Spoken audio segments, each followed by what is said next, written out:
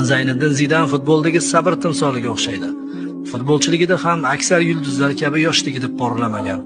Nari borsa, uning porlashini Fransiya 98 da ko'rganmiz.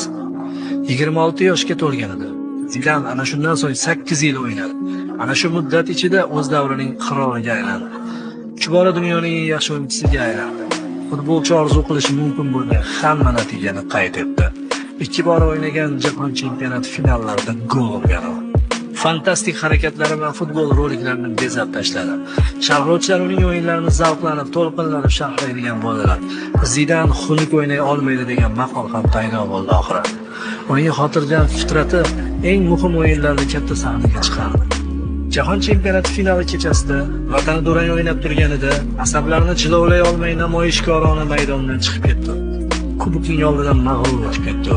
Jahon futbolida kamdan kam sodir bo'ladigan voqeani kuzatdik.